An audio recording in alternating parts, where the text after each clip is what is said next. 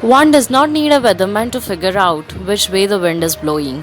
Whether one goes by data or anecdote, that the Indian economy has been experiencing a contraction rather than growth since March 2020 has been evident from all accounts.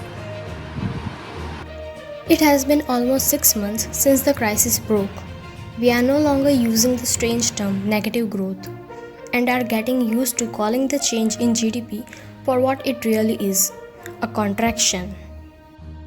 Therefore, the released estimates of the GDP for the first quarter, that is April to June of the financial year 2021, by the National Statistical Office under the Ministry of Statistics and Program Implementation, are merely official confirmation of what was widely expected. In fact, their estimate of a contraction of 23.9% at constant prices is worse than what the general expectations were for the first quarter's GDP and has led to a general downward revision of the estimated growth rate for the financial year 2020 to 2021. The Indian Monetary Fund's World Economic Outlook in June had put the expected rate of decrease in India's GDP for the financial year 2021 at 4.5%, while other estimates before this released by the NSO had put it in the range of 5 to 6%. The revised estimates are putting the rate of contraction of GDP for the financial year 2020 to 21 to be in the 7% to 11.5% range. Now let us tell you how bad is this.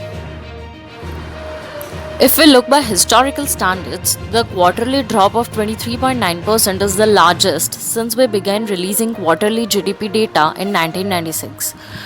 Looking at annual rates of change of GDP, for which we can go back to much earlier times, there are only 4 instances of a contraction in the post independence period, that is 1957 to 58, 65 to 66, 72 to 73, and 79 to 18.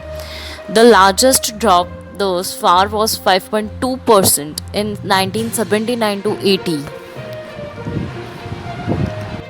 Are other economic indicators in line with what the GDP estimates are suggesting? India has a large informal sector that contributes about half of its GDP.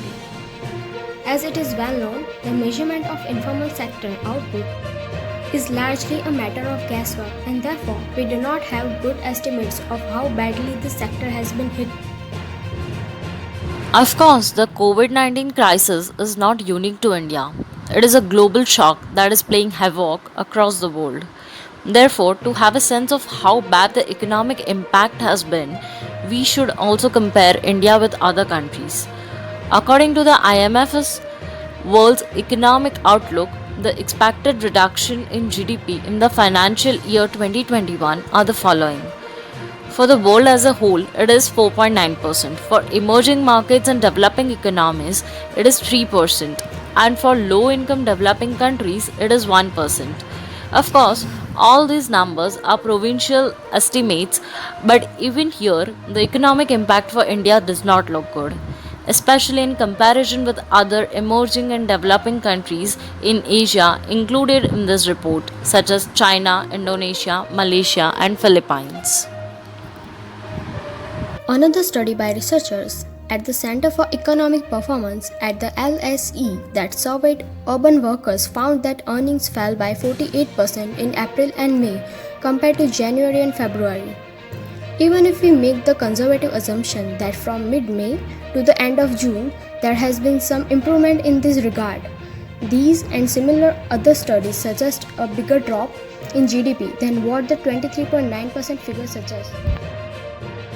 However, some surveys carried out by various researchers after the crisis broke give us some ideas. One such study by researchers at the Azim Premji University on the effect of the crisis on self employed casual and regular wage workers across 12 states of India between mid April to mid May reported a 64% drop in earnings, which is more than 2.5 times the reported decrease in quarterly GDP. Another interesting indicator of economic activity, at least for urban and semi urban areas, is electricity consumption. A World Bank study compared daily electricity consumption during the lockdown to predicted levels and found that electricity consumption was 30% below normal levels at the end of March. A sharp rise in unemployment would be another indicator of the economic impact of this crisis. According to CMIE estimates, the unemployment rate peaked to about 23% in the months of April and May, that is nearly three times what it was in the months of January and February, and came down to 11% in June. This is in line with the reported drop in the quarterly GDP figure.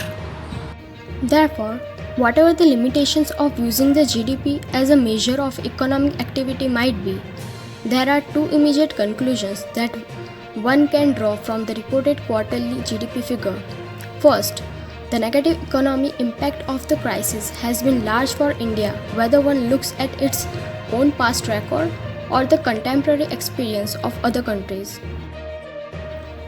And the second one is the drop in GDP is in line with other macroeconomic indicators, but very likely underestimates the impact on the informal economy where a vast majority of the population is employed, which implies that the crisis has hit the poor harder.